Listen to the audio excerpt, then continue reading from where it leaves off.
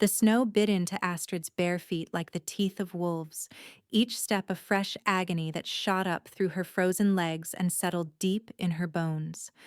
She stumbled over a hidden root, her swollen belly throwing off her balance, and caught herself against the rough bark of a pine tree.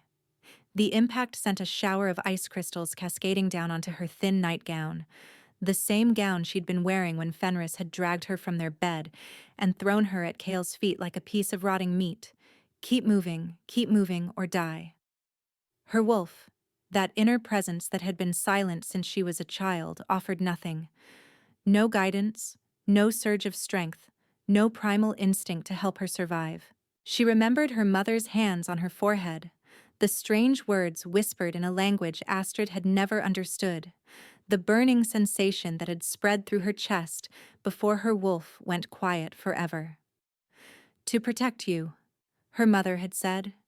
Someday you'll understand. She never had. She was alone in the frozen darkness of the northern woods, pregnant and abandoned, with nothing but her own failing body to carry her forward. Behind her, she heard the howl.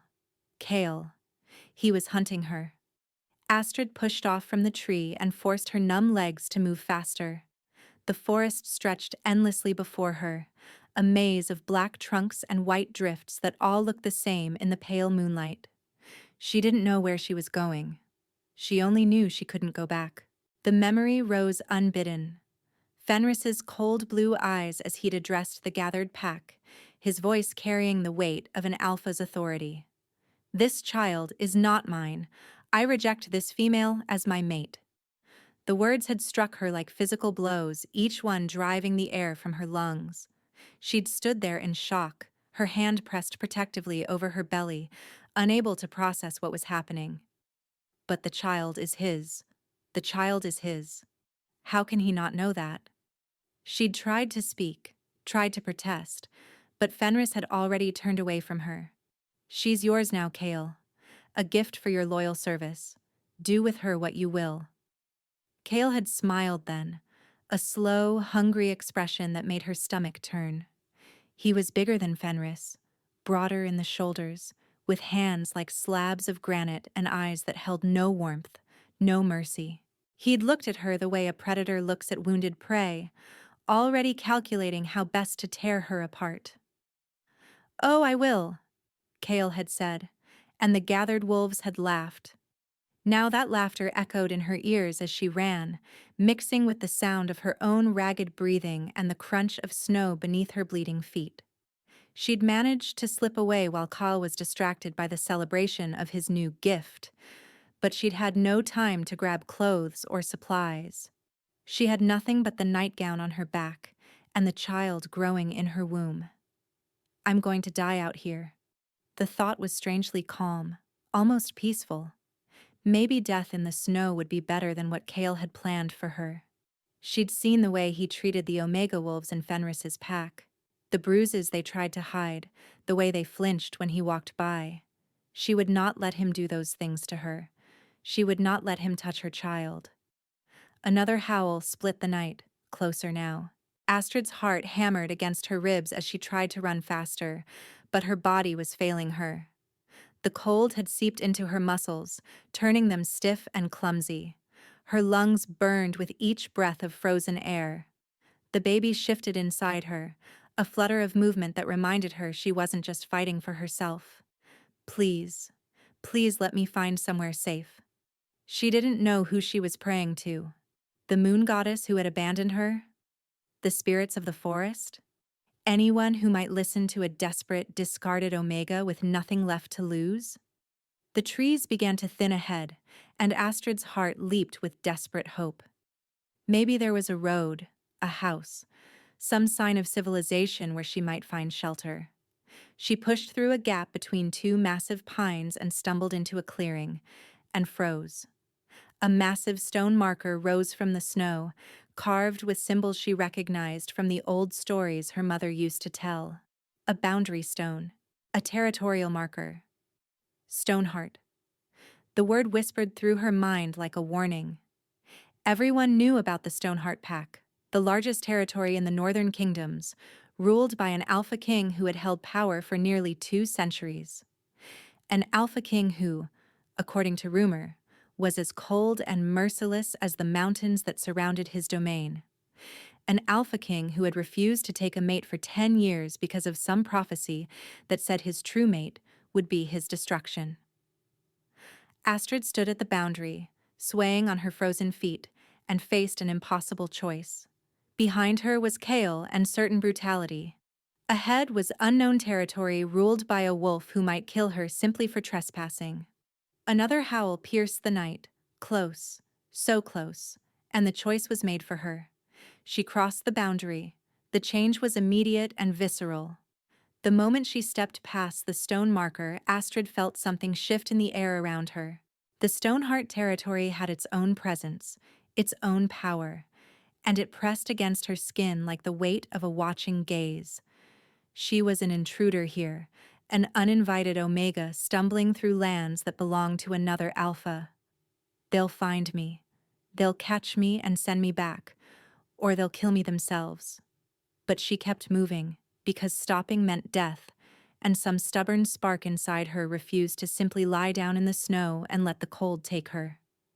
She had survived Fenris's rejection. She had survived Kale's hungry eyes. She would survive this too. Somehow. Some way.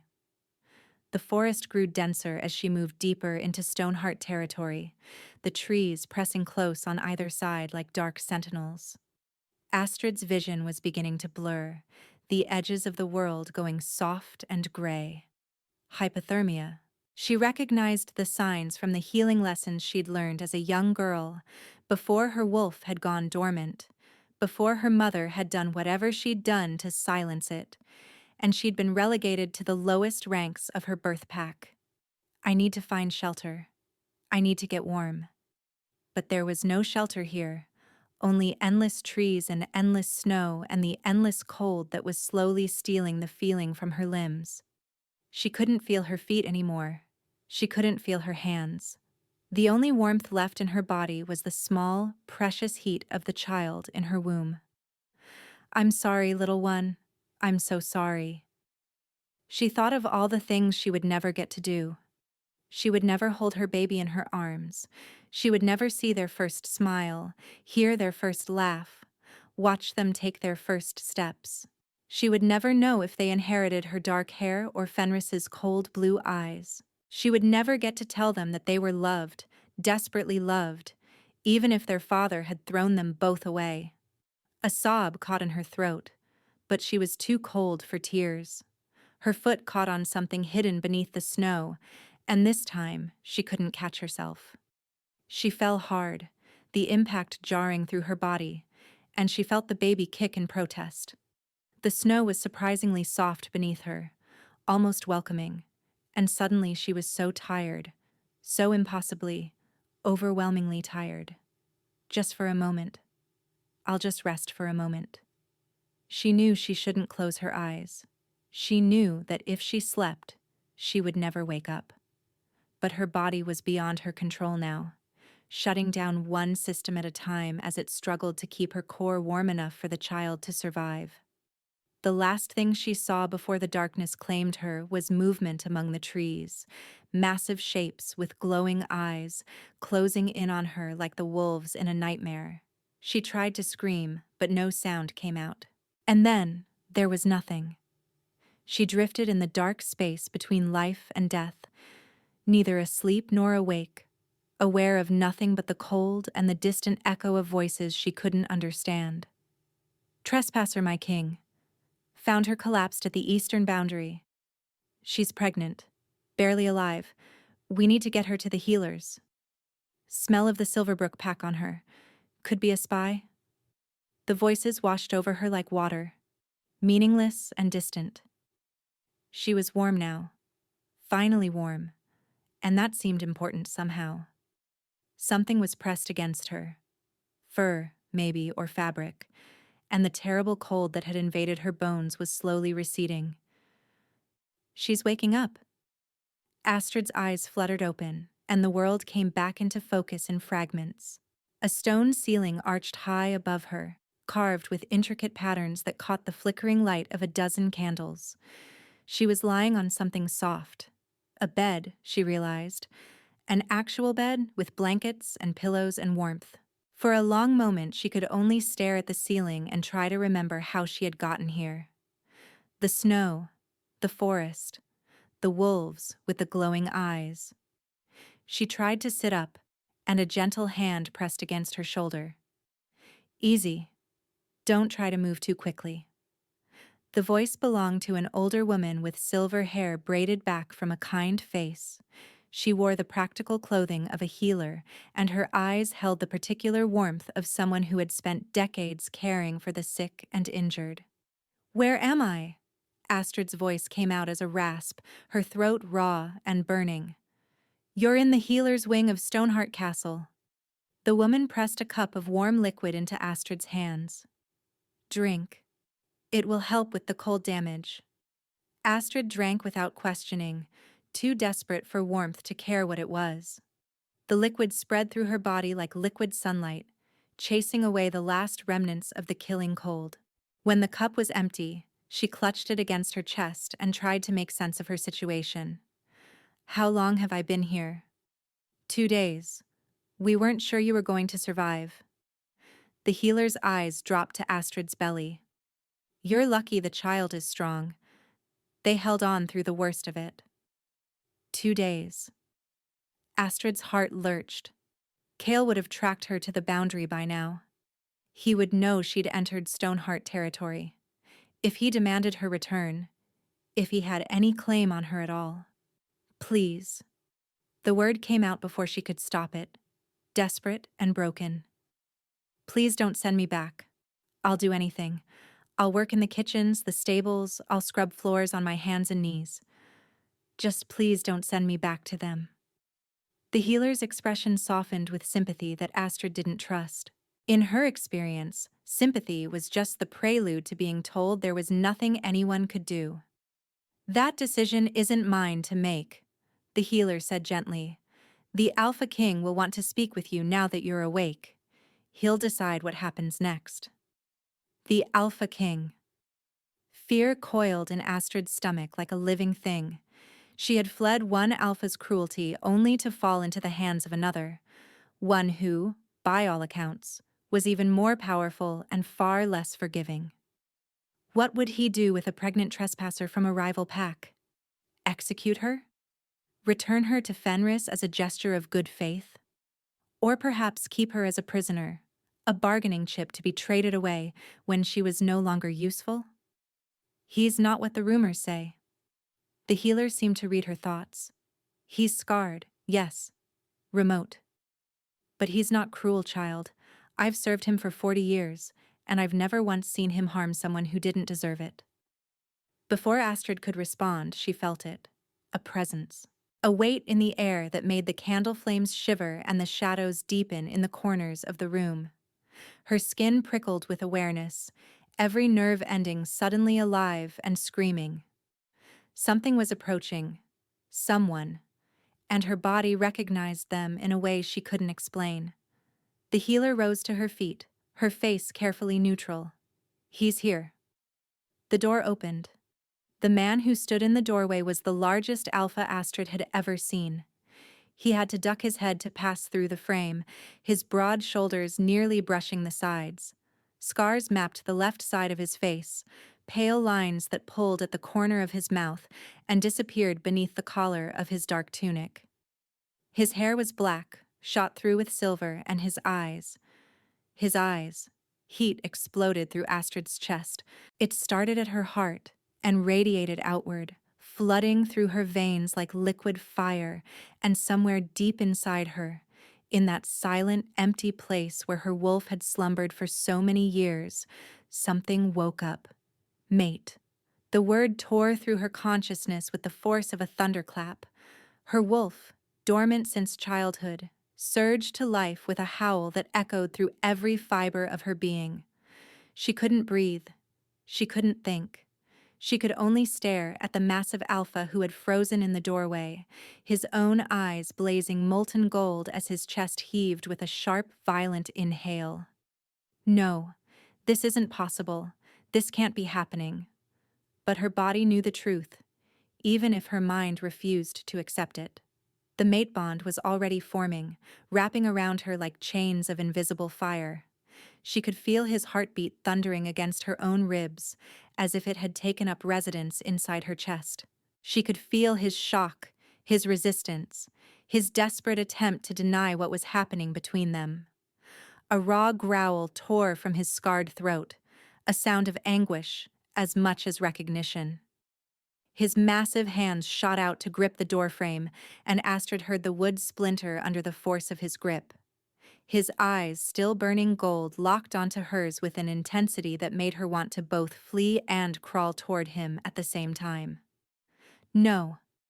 His voice was rough, tortured, edged with a pain that seemed too old and too deep to have anything to do with this moment. Not you. Anyone but you. The words should have hurt. Maybe they did hurt, somewhere beneath the overwhelming chaos of the mate bond. But Astrid was beyond processing pain or rejection. She could only sit there, clutching the empty cup to her chest and stare at the Alpha King who was apparently destined to be her destruction, and she his. What happens now? The question hung in the air between them, unspoken but deafening. She was a pregnant Omega who had been given away twice.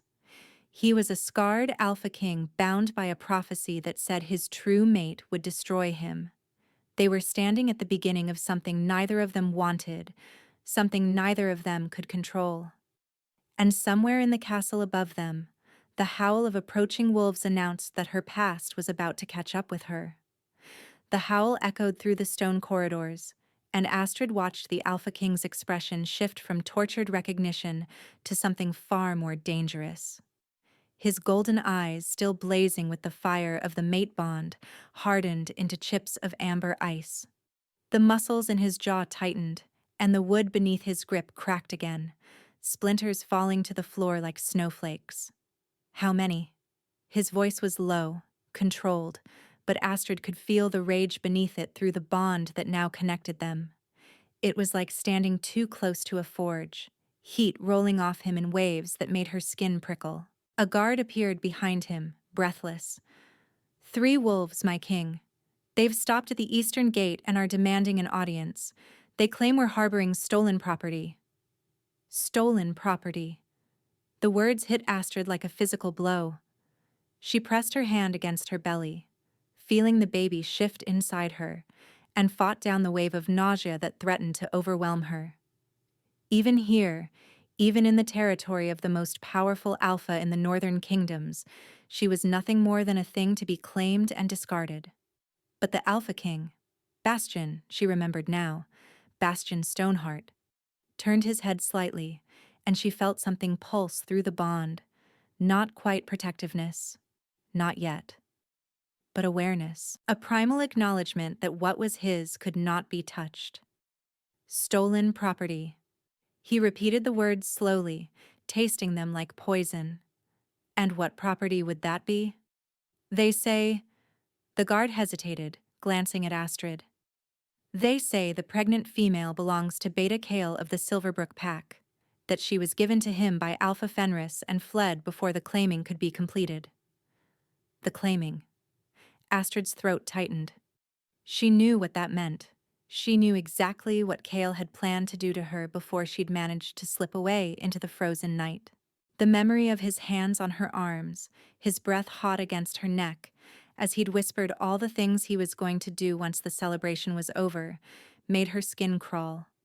She is not property. Bastion's voice dropped to a growl that resonated through the stone walls. She is a guest under my protection. Tell these wolves from Silverbrook that if they wish to challenge that protection, they may do so at dawn in the fighting pit. The guard's eyes widened.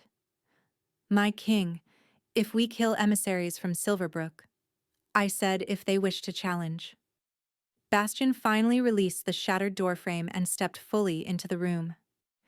Each step brought him closer to Astrid's bed, and she felt the mate bond tighten with every inch of distance he closed. I did not say I would fight them.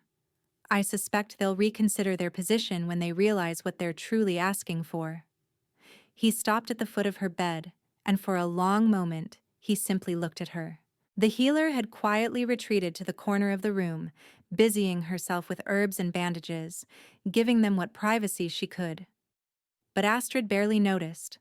Every fiber of her being was focused on the massive alpha who stood before her, his scarred face unreadable, his golden eyes slowly fading back to their natural color. A deep, forest green that reminded her of pine needles after rain. You ran from them. It wasn't a question. Yes. Her voice was stronger than she expected. The warmth of the bond was still spreading through her, chasing away the last of the cold that had settled in her bones. My mate. The word stuck in her throat. Fenris rejected me. He said the child wasn't his and gave me to his beta. I ran before Kale could. She couldn't finish the sentence. She didn't need to. Something flickered in Bastian's eyes. Not sympathy. He didn't seem like a man who dealt in sympathy, but understanding. Recognition of a particular kind of cruelty that transcended words. The child is his. It wasn't a question either. Yes. Astrid's hand pressed harder against her belly. I was always faithful. I don't understand why he. It doesn't matter why. Bastian's voice was flat, final.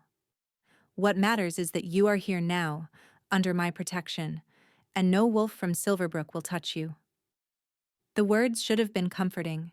Instead, they sent a fresh wave of fear through Astrid's chest. She was under his protection, but at what cost? The mate bond was pulling at her, demanding things she couldn't give, promising things she couldn't accept. She was already pregnant with another alpha's child. She had already been rejected and discarded once. What possible use could the scarred Alpha King have for a broken Omega like her? Why? The question escaped before she could stop it. You don't know me. You owe me nothing. Why would you protect me from them? Bastian's jaw tightened. For a moment, he looked away, staring at the candle flames as if they held some answer he couldn't find in her face. Because I am not Fenris. His voice was rough, edged with something that might have been old pain. Because what was done to you is an abomination. Because no wolf, no person, should be treated as property to be given away at another's whim. He paused, and when he looked at her again, the gold was flickering in his eyes once more. And because the moon goddess has apparently decided that you are my mate, which means, whether either of us likes it, your fate is now tangled with mine. The words hung in the air between them, heavy with implications neither of them was ready to address. Astrid felt her wolf stirring again, that long dormant presence that was slowly stretching awake after years of silence. Her wolf wanted to go to him, wanted to press against him, breathe in his scent, accept the bond that was already forming between them. But Astrid was not her wolf. The prophecy, she said quietly. The healer mentioned it. They say your true mate will be your destruction. Bastian's expression didn't change, but she felt something shift in the bond. A wall going up, a barrier forming between what he felt and what he allowed himself to feel. Yes. The word was clipped, controlled. The prophecy has hung over me for 10 years. It's why I never took a mate. Why I've kept my distance from every female who might have sparked the bond. His laugh was bitter, hollow. It seems the moon goddess has a sense of humor. She waited until I had convinced myself I was safe, and then she sent me you, a pregnant, abandoned Omega who collapsed at my border half dead from cold. I'm sorry. The words felt inadequate, but Astrid didn't know what else to say. I didn't ask for this either. I didn't ask to be rejected or given away or to be your mate. No. Bastian's voice softened slightly. No, you didn't. And that's precisely why I find myself unable to turn you away. He turned to leave, and Astrid felt the mate bond stretch between them like a physical cord. The pull was almost painful, her wolf howling in protest at the distance, demanding that she call him back, that she not let him walk away. But at the door, he paused. Rest now, heal. The wolves from Silverbrook will be dealt with. And tomorrow, he hesitated, and for just a moment, he looked less like a fearsome alpha king and more like a man facing something he didn't know how to fight. Tomorrow, we will discuss what happens next. Then he was gone, the door closing behind him with a soft click that seemed to echo through the room. Astrid released a breath she hadn't realized she'd been holding. Well, the healer's voice was carefully neutral as she approached the bed with fresh bandages. That was unexpected. Is it always like this? Astrid asked, her voice barely above a whisper. The mate bond. Is it always so overwhelming? The healer smiled slightly. It can be, especially when both parties are fighting it. She began unwrapping the bandages around Astrid's frost-damaged feet, her touch gentle but efficient. He hasn't allowed anyone close in a very long time, you know, not since the prophecy was revealed. He's convinced that loving anyone will only bring them, and himself, to ruin. Maybe he's right. Astrid stared at the door, still feeling the ghost of his presence in the room. Maybe I am his destruction. Look at me. I've already brought wolves to his gates. I've already brought conflict and trouble to his territory. Perhaps. The healer's hands paused in their work. Or perhaps the prophecy meant something else entirely. Prophecies have a way of twisting themselves, child. They rarely mean what we think they mean. She resumed her work, her voice thoughtful. I've read the old texts about the Windrider line, back when we still had them in the library. Their binding magic was unique. It could only be broken by a true mate bond, the kind recognized by the moon goddess herself. Some scholars believed it was intentional, a failsafe built into the magic, so that if a Windrider was ever hidden, their destined mate could still find them. Astrid wanted to believe that. She wanted to believe there was some version of this story where she wasn't a harbinger of doom for the only alpha who had ever looked at her and seen something other than property. But hope was a dangerous thing. She had learned that lesson well. The hours passed slowly. Astrid drifted in and out of sleep, her dreams haunted by golden eyes and the echo of howling wolves. The healer came and went, bringing food and medicine and quiet assurances that the wolves from Silverbrook had retreated after Bastion's challenge, their confidence apparently shaken by the prospect of facing the Alpha King in combat. By nightfall, Astrid was feeling stronger. The cold damage to her feet and hands was healing with supernatural speed, likely due to the strange warmth that now lived in her chest, a constant reminder of the bond she shared with Bastion Stoneheart. She was able to sit up without help, to eat solid food, to examine the stone chamber that had become her sanctuary. It was a beautiful room, she realized, not lavish, but comfortable, built for function rather than display. The bed was covered in thick furs that held heat like embers. The walls were carved with intricate patterns of running wolves and soaring mountains. A fireplace crackled in the corner, filling the air with the scent of cedar and pine. A knock at the door made her jump. "Come in," she called, expecting the healer. But it wasn't the healer who entered. Bastion Stoneheart stood in the doorway, a covered tray in his hands. He was dressed simply now, dark trousers and a loose shirt that did nothing to hide the massive breadth of his shoulders. His scarred face was neutral, but his green eyes held something she couldn't quite identify. "I brought food." He said it almost stiffly, as if the words themselves were foreign to him. Astrid blinked. "You brought me food? The healer said you were recovering well. I thought you might be hungry." He crossed the room and set the tray on the table beside her bed. Then, without meeting her eyes, he moved to the chair by the fireplace, as far from her as the room would allow, and sat with his back partially turned to her. "Eat." His voice was gruff. You need to regain your strength. Astrid stared at his broad back for a long moment, completely confused. She had expected him to. What? Demand she accept the mate bond? Press his claim on her? Try to touch her? To establish dominance? To make it clear that she was in his territory and subject to his will? Instead, he sat with his back to her, giving her space, giving her privacy to eat without feeling watched, treating her like a person, like a guest, not like property. She lifted the cover on the tray and found warm bread, roasted meat, a bowl of thick stew, and a cup of something that smelled like honey and herbs.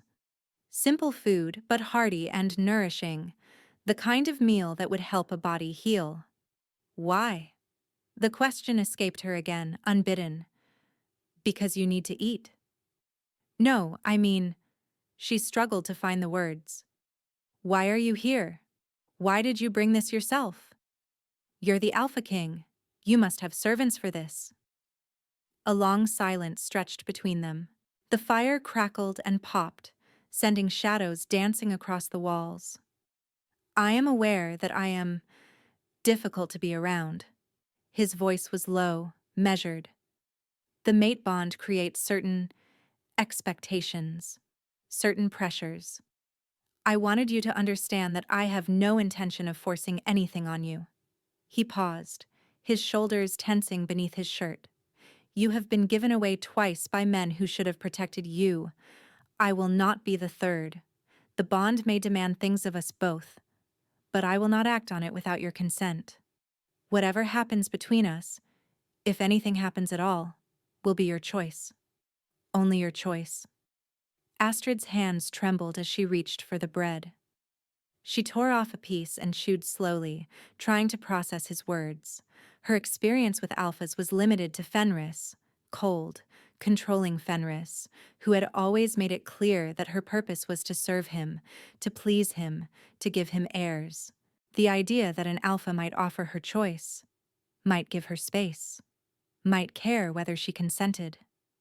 You're different, she said quietly, from what I expected. I am what 10 years of isolation have made me. There was no self-pity in his voice, only statement of fact. The prophecy has kept me distant from my pack, from my advisors, from anyone who might ignite the mate bond. I have become accustomed to solitude. I have forgotten how to be close. Astrid took another bite of bread, watching the firelight play across his shoulders. The connection between them carried his loneliness like a current, a vast, aching emptiness that had settled into his bones like cold into stone. He had spent a decade building walls around himself, convinced that connection meant destruction. Why did you never try to find a way around it? She asked. The prophecy, I mean. Some prophecies can be broken or redirected. I consulted every seer in the northern kingdoms. His voice was bitter. Every witch, every oracle, every wise woman who claimed to speak for the moon goddess. They all said the same thing. The words cannot be changed. My true mate will be my destruction. And yet you're protecting me, feeding me, giving me choices. She set down the bread and stared at his back. If you believe I'll destroy you, why aren't you sending me away? Another silence, longer this time. When he finally spoke, his voice was rough with something that might have been vulnerability. Because the bond has already formed. Sending you away will not prevent the prophecy from unfolding. It will only ensure that I face whatever comes alone. A pause. And because I find myself unable to look at you and see destruction, I see only a woman who has survived more than she should have had to. A woman who ran through a frozen forest to protect her child. A woman who deserves better than what fate has given her. Astrid's throat tightened. When was the last time anyone had seen her? Really seen her, rather than just seeing what she could offer? The child, she said hesitantly. The baby I'm carrying, it's not yours. Most alphas wouldn't accept another male's child as part of a mating. They would demand. I am not most alphas. His voice was sharp enough to cut glass. And any child raised in my territory is under my protection, regardless of blood. If you choose to stay, and I want to be clear that you do have that choice, your child will be cared for, provided for, protected. Something cracked inside Astrid's chest, a wall she hadn't even known she'd built, crumbling under the weight of his unexpected kindness. Eat, he said again, his voice softening slightly. You're carrying a life inside you. Both of you need strength. She ate. And as she ate, she felt something shift inside her. Not acceptance. She wasn't ready for that. But perhaps the first fragile stirrings of hope. Morning came with the sound of raised voices. Astrid had slept deeply for the first time since fleeing Silverbrook, wrapped in the warm furs of the healer's bed, with the constant presence of the mate bond humming in her chest like a second heartbeat. She woke to the healer's hand on her shoulder and the older woman's worried expression. The council has been called, the healer said quietly. There's been a demand from the Silverbrook pack. You should know. It may affect your situation. Astrid was on her feet before she fully registered what she was doing. The baby shifted in protest at the sudden movement, but she was already reaching for the simple dress that had been laid out for her. Gray wool, warm and practical, fit for a woman who was no one important. Where is the council chamber? My lady, you shouldn't... Where? The healer hesitated, then pointed. Up the east staircase, second door on the left. But my lady, the Alpha King may not want... Astrid was already moving. She found the council chamber by following the sound of voices, loud, argumentative, punctuated by occasional growls that made the hair on the back of her neck stand up. The door was heavy oak bound with iron, and she pressed her ear against it before she could think better of it. Return her immediately or face the consequences. Fenris has threatened to bring the matter before the Council of Alphas. Let him. Bastion's voice was ice and steel. The Council of Alphas has no jurisdiction over who I choose to shelter in my territory. But the precedent, my king. If you refuse to return property that rightfully belongs to... She is not property. The words were followed by a crash, wood splintering, something heavy hitting the floor. She is a person, a pregnant woman who was given away like a broodmare by a mate who should have protected her. I will not return her to that fate. With respect, my king, you cannot go to war over an Omega. She's not even of noble blood. She's no one. Astrid's hand found the door handle. She didn't remember deciding to open it, but suddenly she was standing in the entrance to the council chamber, facing a room full of startled faces. The chamber was large and imposing, built for the kind of formal gatherings that decided the fate of kingdoms. A massive oak table dominated the center, surrounded by chairs filled with older wolves in fine clothing, advisors and nobles, she assumed, the kind of powerful figures who whispered in kings' ears. At the head of the table, Bastion stood with his fist embedded in the now shattered surface, splinters scattered across documents and maps. Every eye in the room turned to her. The Omega, someone muttered. What is she doing here? But Astrid wasn't looking at the council members. She was looking at Bastion. His eyes met hers, and she felt the mate bond flare between them like lightning. He didn't tell her to leave. He didn't order her removed. He simply stood there, watching, waiting to see what she would do. I am no one, Astrid said, her voice stronger than she felt. You're right about that. I'm an Omega with no rank, no status, no power. I was given away twice by men who saw me as nothing more than a vessel for their heirs. She stepped further into the room, her chin lifting. But I am also a woman carrying a child who deserves to live free. I am a person who has done nothing wrong except refuse to be claimed by a man I did not choose. If that makes me property to be returned, then perhaps this council should reconsider what it means to be civilized.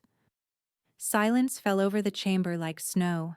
One of the older advisors, a gray-haired male with cold blue eyes, leaned forward. "And who are you to address this council girl? You have no standing here, no right to speak." "She has every right." Bastion's voice cut through the room like a blade. "She stands under my protection. That gives her the right to speak in any chamber of my castle." "She is no one. She is my mate." The words dropped into the silence like a stone into still water. Ripples of shock spread through the council members, whispers breaking out like wildfire. Astrid felt her heart stutter in her chest. He hadn't meant to say it. She sensed his surprise ripple through their link, his frustration at letting the truth slip. But he didn't take it back. "Your mate?" The gray-haired advisor's voice was sharp with disbelief. "My king. The prophecy." "I am aware of the prophecy." Bastion's voice was deadly calm. "I am also aware that this woman is my mate, recognized by the moon goddess herself. The bond was formed the moment I entered the healer's chamber. There is no changing it, no denying it, no running from it." "Then you mean to claim her? Despite the prophecy? Despite the child she carries?" Bastion's jaw tightened. "What I mean to do is my concern, not yours. What I will tell you is this. Any wolf who touches her, threatens her, or attempts to return her to Silverbrook will answer to me personally. Is that clear?" The silence was answer enough. "Good." Bastion straightened, removing his fist from the shattered table.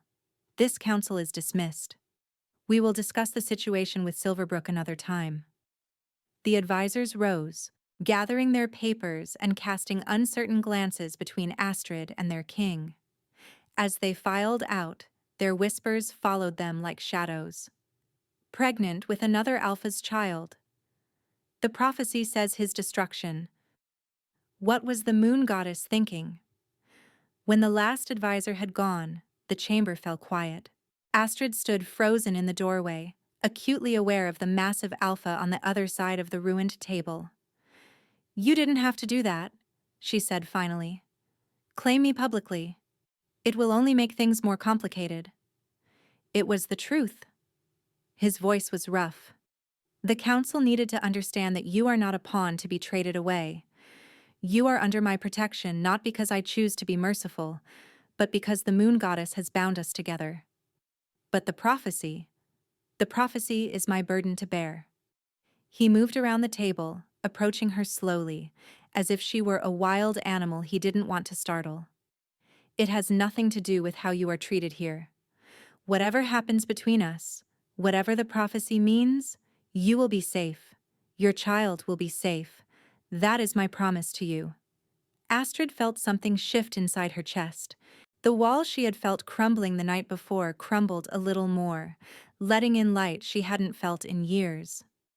"Why?" she whispered. "Why do you keep protecting me? You barely know me." Bastion stopped an arm's length away. His green eyes, flecked with gold, searched her face as if looking for something he couldn't name. "Because I have spent 10 years running from this moment," he said quietly. 10 years hiding from the bond, from connection, from anything that might bring the prophecy to pass. And now that it's here, now that you're here, I find that I'm tired of running." His hand rose, hesitating in the air between them. "I don't know what's going to happen. I don't know if you'll destroy me or if I'll somehow survive this.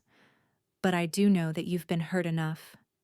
And if I have any power in this world, I will use it to make sure you're never hurt again." His fingers brushed her cheek. Just a whisper of contact, barely there. But Astrid felt it through the bond like a thunderclap, warmth, safety, the first tentative thread of something that might someday become trust. She didn't pull away. And when his hand fell back to his side, she saw something in his scarred face that looked almost like hope.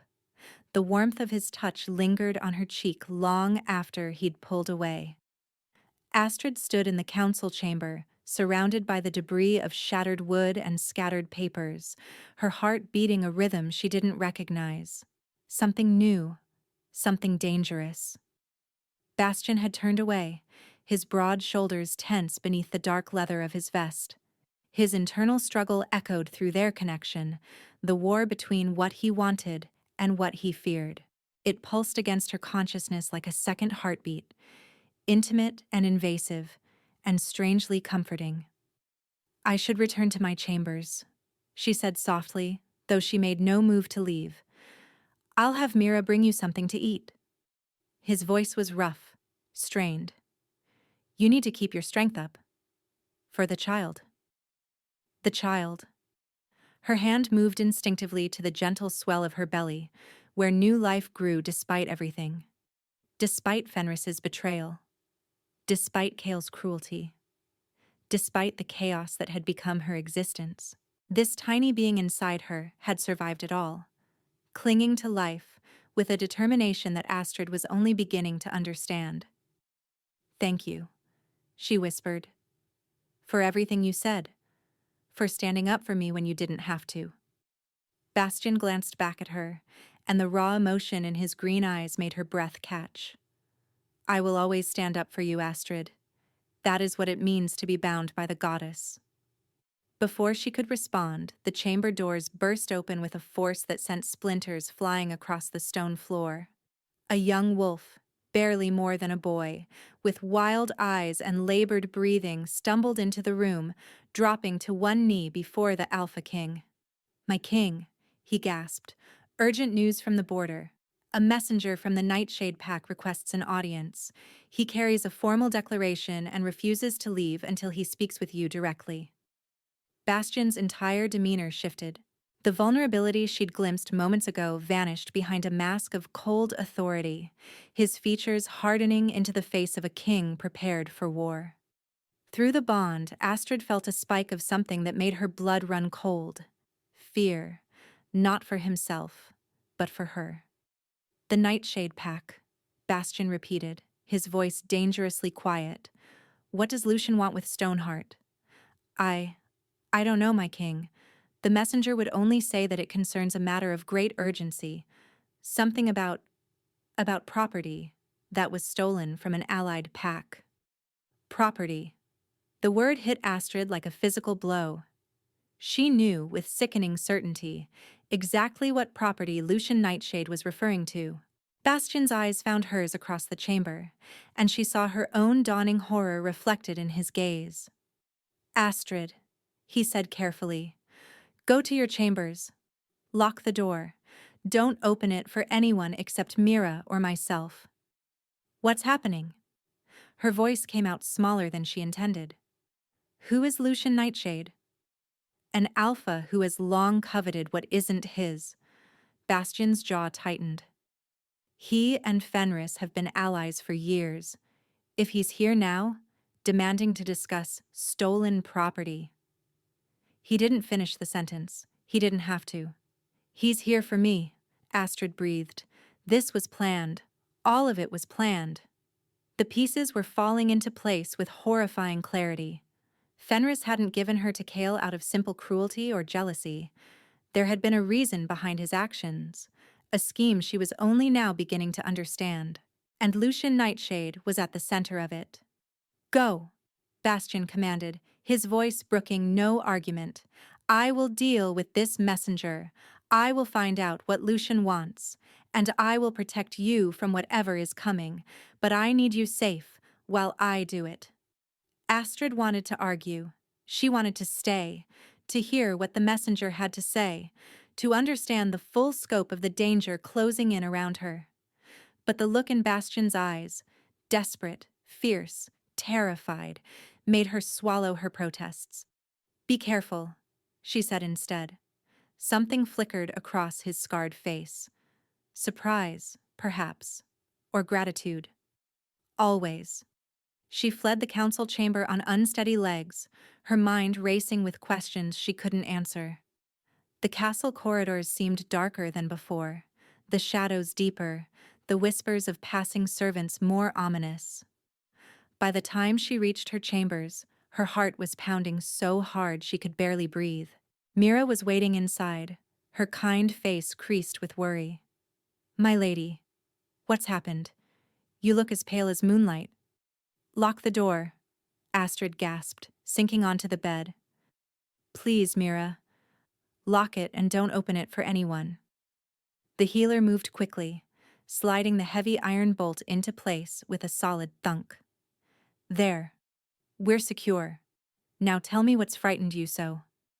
Astrid's hands trembled as she pressed them against her belly. There's a messenger here.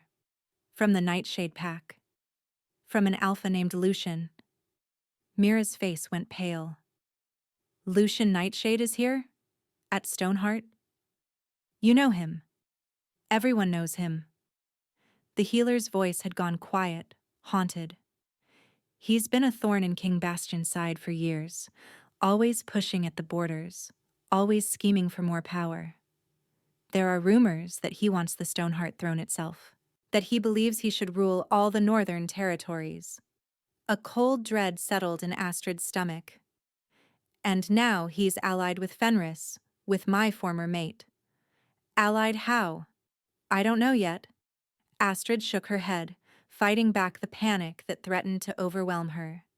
But the messenger said something about stolen property, and I think they mean me. Mira sat beside her on the bed, taking Astrid's cold hands in her warm ones. You are not property, child. You never were, no matter what any wolf has told you. That's what Bastion said. The words came out choked, barely audible. He said I would never be given away again. Only chosen. And he meant it.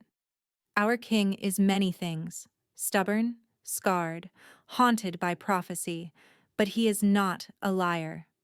If he has claimed you as his mate before the council, he will defend that claim with his life. That's what I'm afraid of. Astrid whispered. I don't want him to die for me. I don't want anyone else to suffer because of what Fenris and Lucian have planned. But even as she spoke the words, she felt the mate bond pulse with something she hadn't expected. Not fear, not despair, but fierce, burning determination, and it wasn't coming from her. It was coming from Bastion. Through the bond, she could feel him preparing for battle. Not physical battle, not yet. But the battle of wills and words that would determine whether war came to Stoneheart. And underneath his iron control, she felt something that made her heart ache with its intensity. Protectiveness. Rage at anyone who would threaten what was his. And beneath it all, the desperate hope that he might somehow be worthy of the mate the moon goddess had given him. He was fighting for her. And Astrid realized, with startling clarity, that she wanted him to win. The hours that followed were agony. Astrid paced her chambers like a caged animal, unable to eat the food Mira brought, unable to rest despite her exhaustion. The mate bond was a constant presence in her chest, a tether connecting her to Bastion across the stone walls of the castle. She felt flickers of his emotions, cold anger, calculated strategy, moments of barely suppressed violence, but she couldn't see what was happening. The waiting was unbearable. When the knock finally came, she nearly jumped out of her skin, but Mira checked through the small viewing slot in the door and nodded. It's the king. Astrid's hands shook as she helped slide back the bolt. Bastion stood in the corridor, his face a thundercloud of barely contained rage, but when his eyes found hers, something in his expression softened, just for a moment. Just enough for her to see the man beneath the alpha. You're safe, he said, and it sounded almost like a prayer. What happened? What did the messenger say? Bastion stepped into the chamber, closing the door behind him. He moved to the window, staring out at the darkening sky as if he couldn't bear to look at her while he spoke. Lucian Nightshade has made his intentions clear. He claims that you were promised to him as part of an alliance between his pack and Silverbrook. He says that Fenris gave you to Kale as a temporary measure, a way to transport you to Nightshade territory without raising suspicion, and he is demanding that I return his rightful property immediately or face the consequences. The words hit Astrid like physical blows, each one driving the breath from her lungs. Promise to him? That's that's not possible. Fenris never mentioned. Of course he didn't. Bastion's voice was bitter. Because the arrangement was never about you, Astrid. It was about what you carry. My child? Her hands flew to her belly, instinctively protective. Your bloodline. Bastion finally turned to face her, and she saw the terrible truth in his eyes. Lucian's messenger was quite forthcoming once I made it clear I wouldn't be intimidated. It seems that your parents, the ones you thought were simple pack members, were actually the last surviving heirs of the Windrider royal line, a dynasty that was supposed to have died out generations ago. The room spun. Astrid gripped the bedpost to keep from falling. That's impossible. My parents were nobody. They died when I was a child. There was nothing special about... She stopped, the denial dying on her lips. Her mother's hands on her forehead. The strange words. The burning in her chest before her wolf went silent. To protect you. My mother, she breathed. She knew things. Did things no ordinary wolf should have been able to do. She bound my wolf when I was a child. I never understood how. On the contrary, they were so special that someone went to great lengths to hide them, to erase their lineage from the records. But Lucian's spies discovered the truth years ago. He's been watching you ever since, waiting for the right moment to claim you. And the right moment was when I became pregnant. Astrid's voice cracked. Because my child. Your child carries royal blood. Magic blood, according to the old texts. The Windrider line was known for their ability to manifest the moon goddess's power in physical form. If Lucian were to mate with you, to claim your child as his own, he would have a legitimate claim to any throne in the northern territories. Astrid finished the thought, horrified. That's why Fenris gave me away. He found out about my bloodline, and instead of protecting me, he sold me to his ally. For power, for position, for whatever Lucian promised him in return. Bastion's hands clenched into fists at his sides.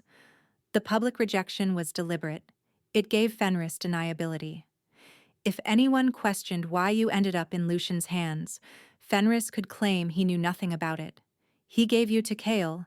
Chaol lost you in the wilderness, and Lucian's scouts conveniently found you.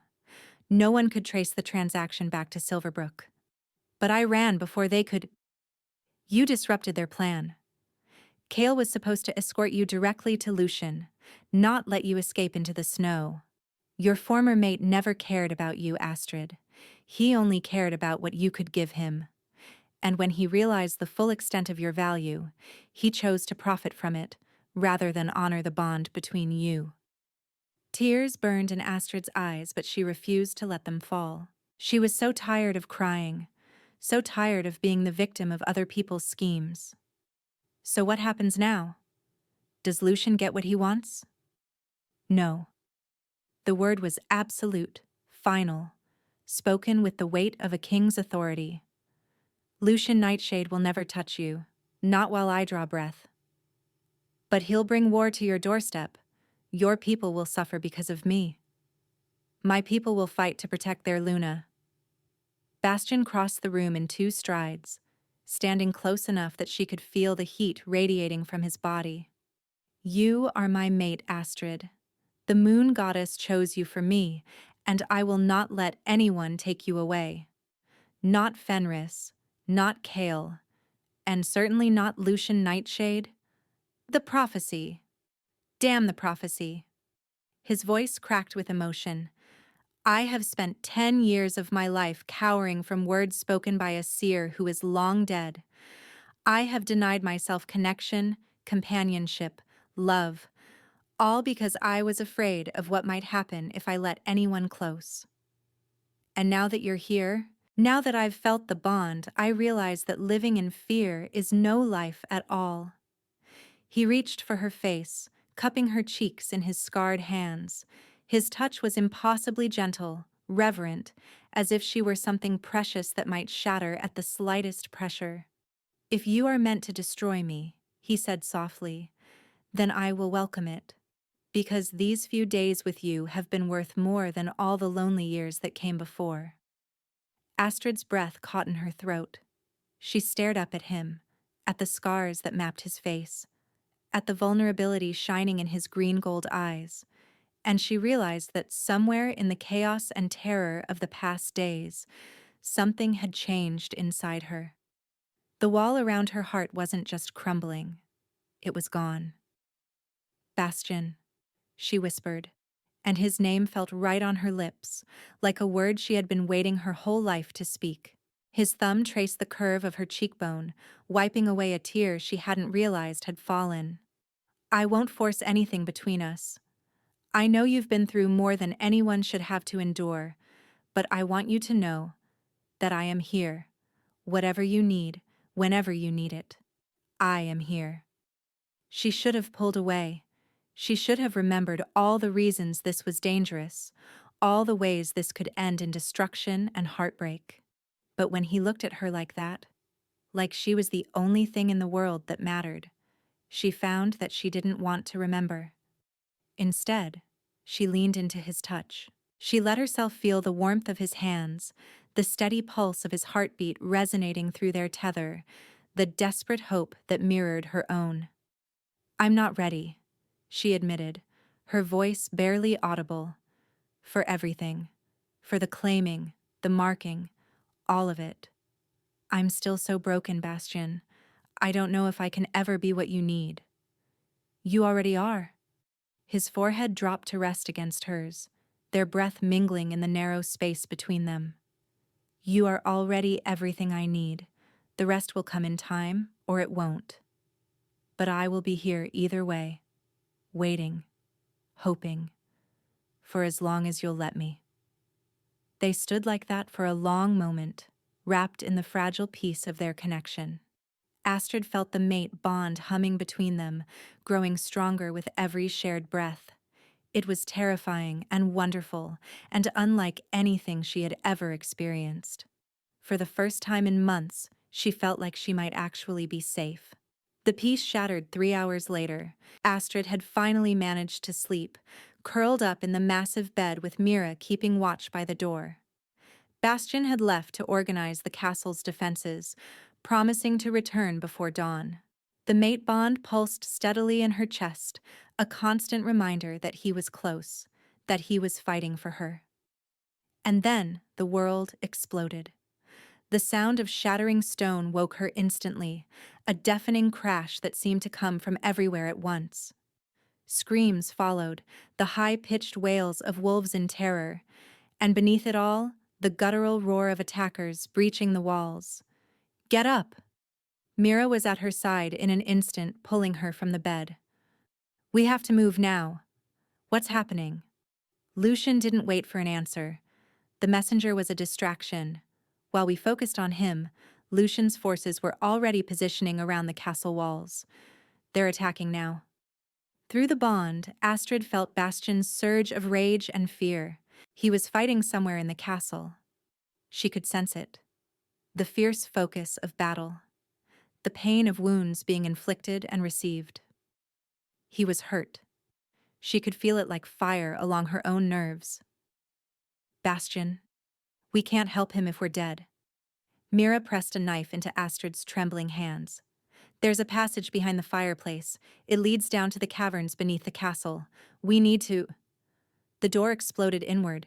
Astrid screamed as wolves poured into the chamber, their eyes gleaming with violence. Behind them strode a figure she didn't recognize, tall and golden-haired, with a cruel smile that made her blood turn to ice.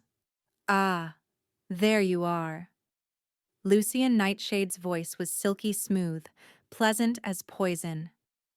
I've been looking everywhere for my property. Mira threw herself between them, brandishing a surgical knife. She belongs to King Bastian now. The mate bond is irrelevant. Lucian flicked his wrist, and one of his wolves seized Mira, throwing her against the wall with enough force to crack stone. The healer crumpled, unconscious or dead. No! Astrid lunged toward her, but rough hands caught her arms, dragging her back. Let me go. Let me... Quiet. Lucian stepped close, his golden eyes raking over her with possessive hunger. "You've caused me a great deal of trouble, little Windrider, forcing me to accelerate my timeline, to launch an assault on a fortified castle. I hope you're worth it." His hand closed around her throat, not quite choking, but holding her immobile. Such power hiding in such a fragile vessel. Fenris was a fool to let you go, even temporarily. But his loss is my gain. "Bastion will kill you for this," Astrid spat. "Bastion is currently bleeding out in the Great Hall, surrounded by my best fighters." Lucian's smile widened. He won't be killing anyone. Not tonight. Not ever again. Through the bond, Astrid felt Bastion's pain spike, sharp and desperate and weakening. He was falling. He was dying. And there was nothing she could do to stop it. Lucian dragged her toward the shattered doorway, his wolves closing in around them. "Come along, little queen. It's time to claim what's rightfully mine." The mate bond screamed in her chest, a keening wail of loss and rage and unbearable grief. And somewhere deep inside Astrid, something ancient and powerful began to wake. The power surged through Astrid like liquid fire, burning away every trace of the broken, discarded woman she had been. It roared up from some ancient place deep within her blood, a legacy she had never known she carried, and it demanded release with a fury that shook her to her very core. Lucian's hand was still wrapped around her throat when the first wave hit him. Golden light exploded outward from Astrid's skin, not gentle or warm, but blazing and fierce. The concentrated fury of a bloodline that had ruled these lands before the current pacts had even existed. Lucian's grip shattered as the force threw him backward, his body crashing through the doorframe he had been dragging her toward. His wolves scattered, yelping in pain and confusion as the light seared their eyes. "What?" Lucian staggered to his feet, his golden hair singed, his handsome face twisted with shock. "That's not possible. The Windrider line died out centuries ago." "Apparently not." The words came from somewhere outside Astrid, spoken in a voice she barely recognized as her own. It was deeper, richer, thrumming with power that made the very stones of the castle vibrate. "My mother never told me what we were. She thought hiding would keep me safe." She stepped forward, and the light moved with her, a corona of blazing gold that filled the shattered chamber with its radiance. Through the bond, she felt Bastion's consciousness flicker. He was still alive, still fighting, but fading fast. She had to end this quickly. "You can't maintain that indefinitely," Lucian said, regaining his composure with visible effort. His wolves were regrouping behind him, dozens of them filling the corridor, their eyes reflecting the golden glow. "You've never trained with that power. You don't know how to control it. Eventually, you'll exhaust yourself, and when you do, I'll be waiting. Then I suppose I'll have to end this before that happens." Astrid didn't understand how she knew what to do. The power moved through her like instinct, like breathing, like the mate bond that pulsed in her chest.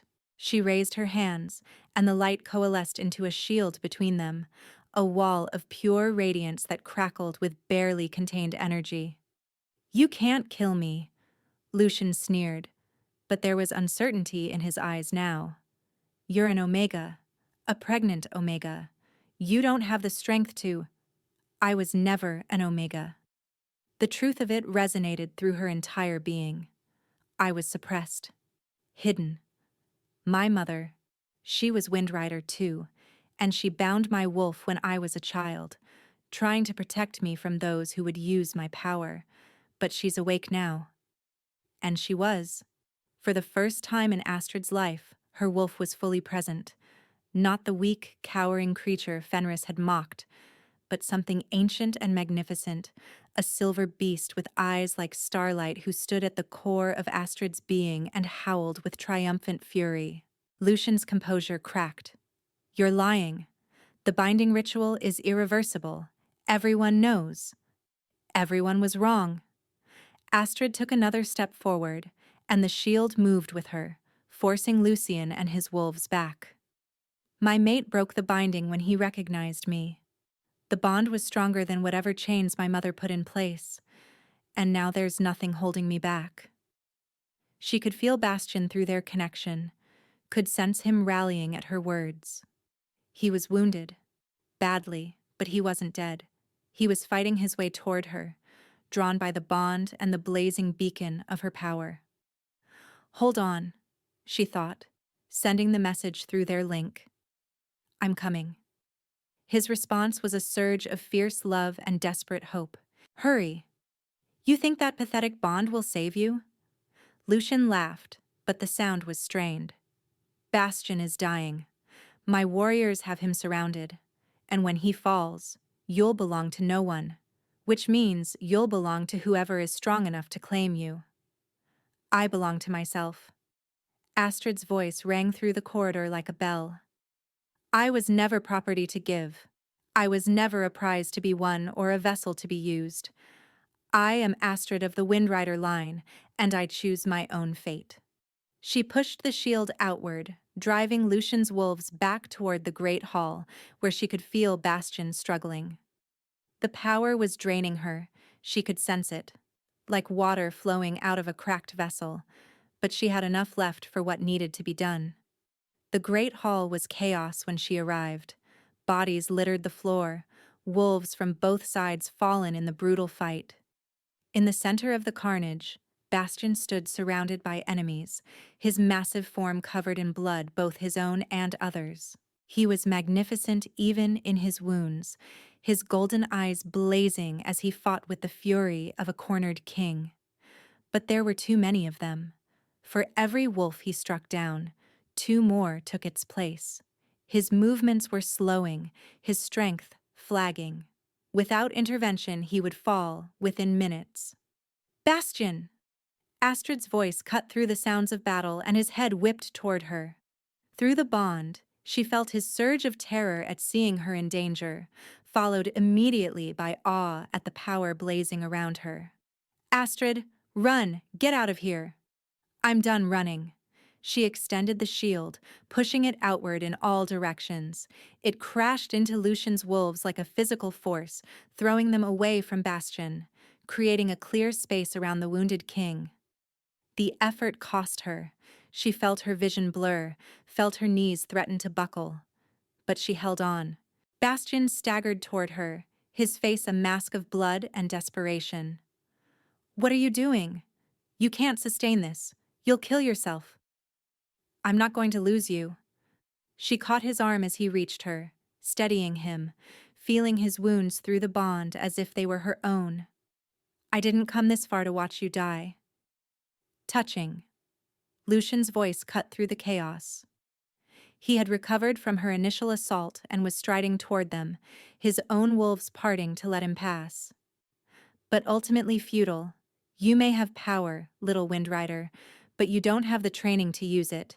And Bastian is already half dead. This ends only one way. Astrid's shield flickered.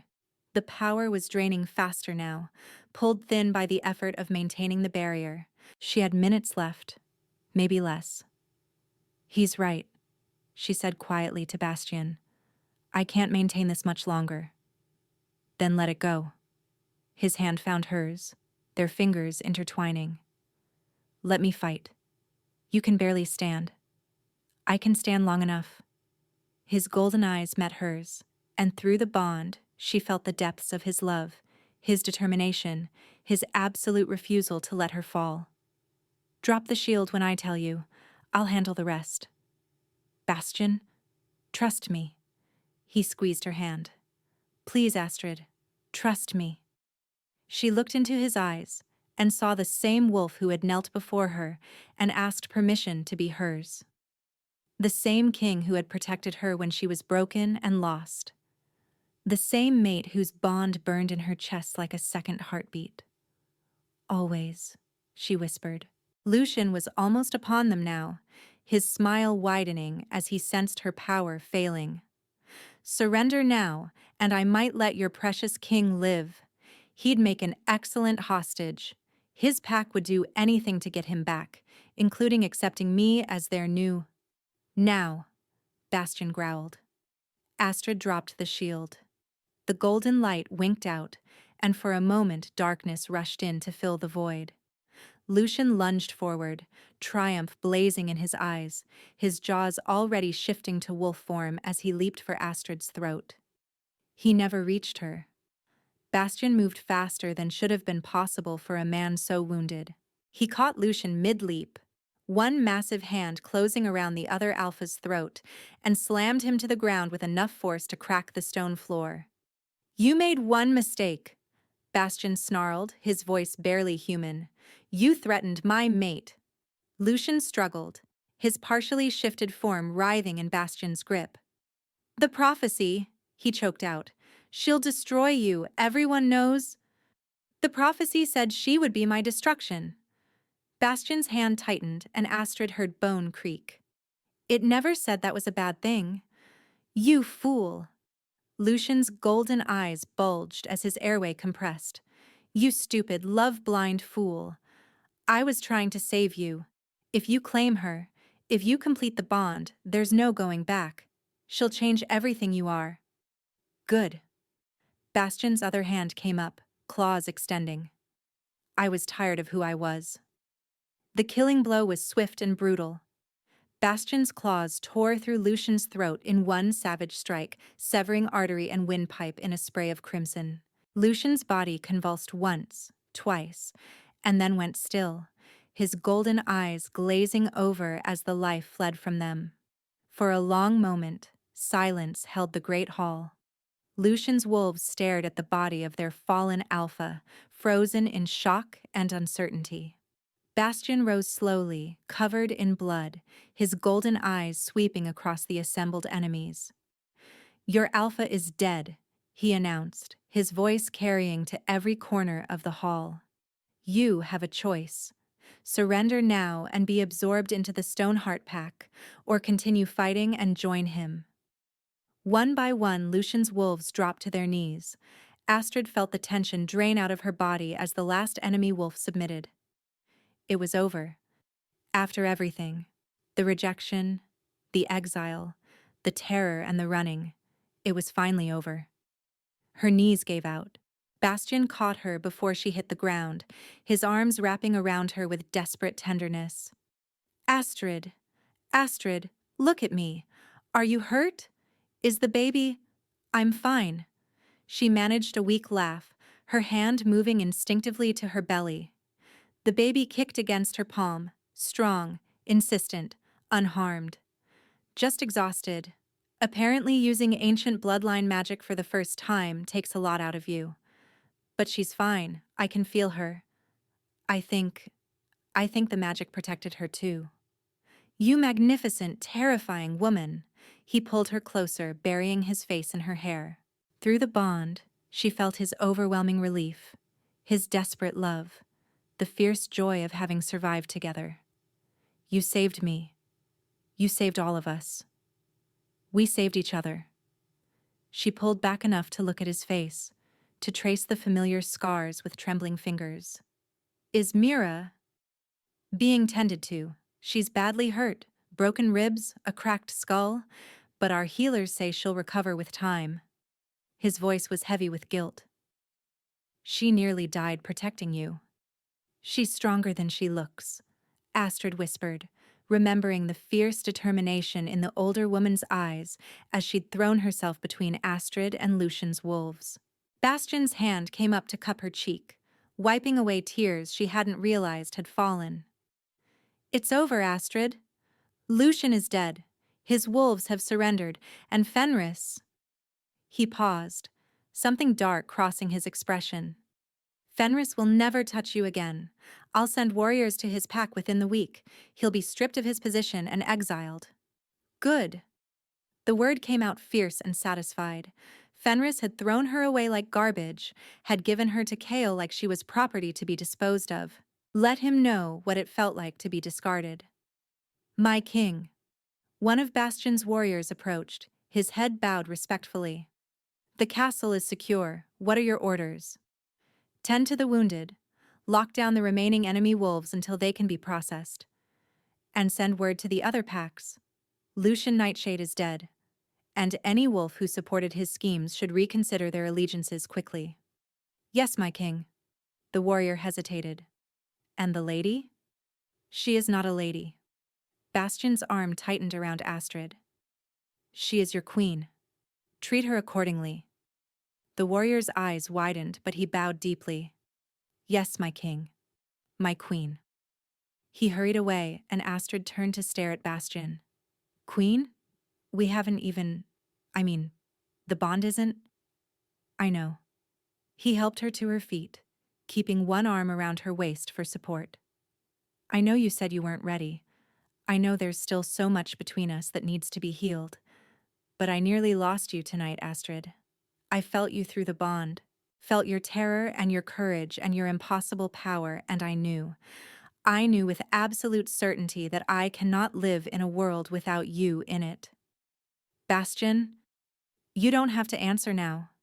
He pressed a kiss to her forehead, gentle despite the blood still streaking his face. I'll wait as long as you need, but I want you to know that when you're ready, if you're ever ready, I will claim you as my mate and my queen, without a moment's hesitation. Astrid looked up at this scarred, wounded, magnificent wolf who had protected her when she was broken, who had faced down a prophecy for her, who had killed for her, and would have died for her. She thought about everything she had been through, the rejection, the terror, the long dark months of being treated like worthless property. She thought about how far she had come, how much she had survived, how the broken pieces of herself were slowly coming back together. And she thought about the bond burning in her chest, the connection that had awakened her dormant wolf and shattered the chains her mother had placed around her power. She thought about how it felt to be near him, to touch him, to know that someone saw her, truly saw her, and wanted her anyway. I don't want to wait, she said. Bastion went completely still. Astrid. I've spent so long being afraid, being careful, being broken. She reached up to touch his face, her fingers tracing the scar that crossed his cheek. But when I felt you dying through the bond, I knew. I knew that waiting was just another form of fear. And I'm done being afraid. His breath caught. Through the bond, she felt his desperate hope warring with his determination to give her space. You're exhausted. You've just been through trauma. I don't want you to make a decision you'll regret. The only thing I would regret, she said quietly, is losing you before I had the chance to be truly yours. For a long moment he simply stared at her. Then something shifted in his expression, something fierce and tender and absolutely certain. Are you sure? His voice was rough, barely controlled. Once I mark you, there's no going back. The bond will be permanent, unbreakable. I know. And you want this? You choose this? Not because of the prophecy or the power or anything except, I choose you. She rose onto her toes, pressing her lips to his in a kiss that said everything words couldn't express. I choose us. Now take me somewhere private before I scandalize your entire pack. His laugh was broken and joyful, and he swept her into his arms without another word. The chamber he carried her to was his own. She could tell by the scent of him that saturated every surface, pine and winter and something uniquely Bastion. Moonlight streamed through tall windows, silvering the massive bed and the furs piled upon it. It was a room meant for a king, but when he set her down on the soft pelts and knelt before her, he looked at her like she was the royalty. I never thought I would have this, he confessed, his hands gentle as they cradled her face. The prophecy hung over me for so long. Every time I imagined finding my mate, I imagined destruction, loss, pain. And now? Now I understand. He leaned forward, pressing his forehead to hers. You did destroy something, Astrid. You destroyed the lonely, bitter wolf I had become. You destroyed my certainty that I would always be alone. You destroyed every wall I had built around my heart. Good. She smiled through the tears streaming down her face. You were hiding behind those walls, and you deserve so much better than hiding. So do you. His thumb swept across her cheekbones, wiping away her tears. No more hiding for either of us. From this moment forward, we face everything together. He kissed her then, not the gentle, tentative kisses they had shared before, but something deeper, more demanding. She felt the mate bond surge between them, responding to the intention behind the embrace, preparing for what was to come. Her wolf howled with anticipation, with joy, with the fierce certainty that this was right, this was meant, this was home. Tell me if you want me to stop, he murmured against her lips. At any point, for any reason, I will never take anything from you that you don't freely give. I know. She pulled back just enough to meet his eyes, those molten gold depths that had haunted her dreams since the moment they met. That's why I'm giving you everything. She tilted her head to the side, baring her throat in the ancient gesture of submission and trust. The junction of her neck and shoulder gleamed pale in the moonlight, unmarked, waiting. Bastion's growl was low and possessive, vibrating through their connection until she felt it in her own chest. Astrid. Mark me. He needed no further invitation. His mouth found her neck first, pressing hot kisses along the line of her pulse. She felt his breath against her skin, felt the slight scrape of teeth as his fangs extended. The anticipation was almost unbearable, a building pressure that made every nerve ending sing. When his fangs pierced her flesh, the pain was white-hot and immediate. A flash of agony that made her cry out, her hands fisting in the fabric of his shirt. But the pain lasted only a moment before it transformed into something else entirely.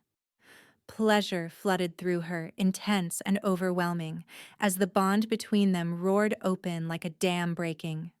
She felt him, felt everything. His centuries of loneliness, his desperate hope, his fierce protective love that burned like a bonfire in his chest. She felt his joy at finally finding her, his terror at almost losing her, his absolute determination to spend the rest of his life making her happy. She felt his wolf, massive and silver, pressing against her own with something like reverence. And deeper than all of that, she felt their bond. No longer a thread or a chain, but a living thing, a connection so profound it rewrote the very essence of who they were.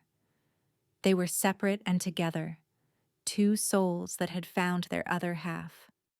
Bastion released his bite with a shuddering groan, his tongue sweeping over the wound to soothe and seal it. Astrid, my mate. Not yet. She was trembling, drunk on the sensations flooding through their newly forged link, but she knew what came next. What had to come next? I haven't marked you. His breath caught. You don't have to. I want to. She pulled him down until she could reach his neck, until the strong column of his throat was exposed before her. You're mine too, Bastion. I want everyone to know it. Her wolf surged forward, lending her the strength and the instinct. She felt her own fangs extend, something that had never happened before, something that should have been impossible for the weakened creature she had been, and she bit down hard. Bastion's roar of pleasure echoed off the stone walls. Through the bond, she felt his ecstasy as their connection doubled, tripled, became something almost too intense to bear. She tasted his blood on her tongue, felt his heartbeat thundering against her lips, and knew with absolute certainty that they were bound, permanently, irrevocably, forever. When she released him, they were both shaking. He pulled her into his arms, cradling her against his chest, and she felt the rapid thrum of his pulse against her cheek, felt it as if it were her own. Mine, he whispered, his voice wrecked. Yours, she agreed. Mate. Mate. They held each other as the bond settled between them, no longer a desperate pull, but a quiet warmth, a steady presence.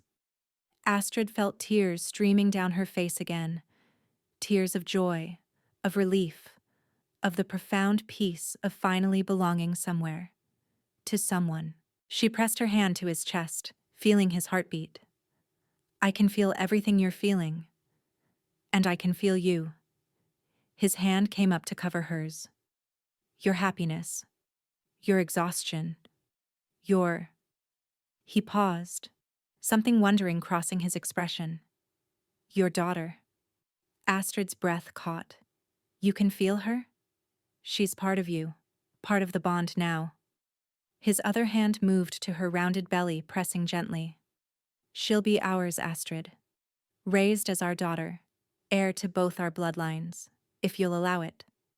The tears came faster. You would claim her? Even though she's not... She is mine. His voice was fierce, absolute. Any child of yours is my child. Any pup you bear will be raised in my arms. I don't care about blood or lineage or any of the politics other wolves worry about. She is ours. Astrid sobbed, burying her face in his chest. She had been so afraid that even if Bastian accepted her, he would reject the child she carried, the child of her false mate, the reminder of everything Fenris had done to her. But Bastian accepted everything, wanted everything. I love you, she managed through her tears. I know it's too soon. I know we've barely... I love you too. He pressed a kiss to her hair, then another to her forehead, her cheeks, her lips. I loved you from the moment I felt the bond. I loved you more with every brave, impossible thing you did. And I will love you until my last breath. Astrid of the Windrider line. My mate, my queen, my everything. They stayed tangled together until exhaustion finally claimed them, wrapped in furs and each other, the mate bond pulsing between them like a second heartbeat. 3 weeks later, Astrid stood before the combined packs of Stoneheart and what remained of Lucian's scattered wolves, wearing a gown of silver and gold that matched the crown Bastian placed upon her head. Her hands still trembled slightly when she was tired, a lingering reminder of the power she had channeled, and Mira had warned her it might take months before her body fully recovered from manifesting magic she'd never been trained to use.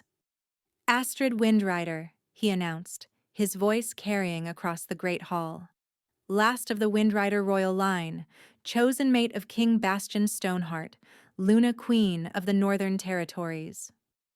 The assembled wolves dropped to their knees, and Astrid felt the weight of it, the responsibility, the honor, the absolute rightness of standing at Bastian's side.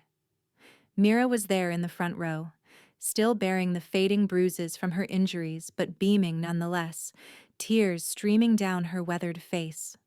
She moved carefully, her ribs were still mending, but she had refused to miss this moment. She had been the first to offer her loyalty to the new queen, and Astrid had named her chief healer of the royal household. Fenris was not there. Word had reached them a week ago that he had been stripped of his alpha title and exiled from his pack, forced to live as a lone wolf in the wilderness. Kale had met an even worse fate, challenged to a duel by one of Bastian's warriors and killed in single combat. The pack that had discarded Astrid as worthless had learned exactly how valuable she truly was. Rise, Bastian commanded, and the wolves obeyed. Today begins a new era for our people, an era of unity, of strength, of bonds that cannot be broken. He reached down and took Astrid's hand, raising it for all to see. My queen carries the heir to both our lines. My daughter will be raised to lead with wisdom and compassion, as her mother does. Astrid felt their daughter kick, felt Bastian's surge of joy echo through their mate link as he felt it too. In a few months, their family would be complete. But for now, this moment was enough. Standing in the sunlight with her mate, surrounded by wolves who called her queen, feeling the peace she had never dared hope for settling into her bones. Later that evening, they stood together in the garden where they had first spoken, where Bastian had shown her the moonflowers and promised to wait for her as long as she needed. I still can't believe it sometimes, Astrid admitted, leaning back against his chest as his arms wrapped around her. That this is real. That I get to have this. You deserve this. His hand moved to her belly, pressing gently. You deserve everything. Their daughter kicked again, and Bastian laughed. That rare, beautiful sound that Astrid had come to treasure more than gold. She turned in his arms, rising on tiptoe to kiss him, feeling the mate bond pulse between them with contentment and joy. Thank you, she whispered against his lips. For what? For seeing me when I was invisible. For protecting me when I was broken. For giving me a home when I had nowhere to go. She smiled, and it felt like sunrise after a long, dark night. For choosing me. I will always choose you. He kissed her forehead, her nose, her lips. Every day, every moment, for the rest of our lives. Astrid looked up at the stars beginning to appear in the evening sky and thought about the path that had led her here. The rejection, the terror, the long, dark journey through her own destruction and back again. The prophecy had been right, in the end. She had destroyed the old Bastian, the lonely king hiding behind walls of duty and resignation. And he had destroyed the old Astrid, the broken woman who believed she was worthless, who accepted being discarded because she thought she deserved no better. What grew from those ashes was something new, something stronger, something beautiful. She was finally home, finally chosen, finally free. And as Bastian pulled her closer, their mate bond humming with shared joy, Astrid knew that she would never be lost again.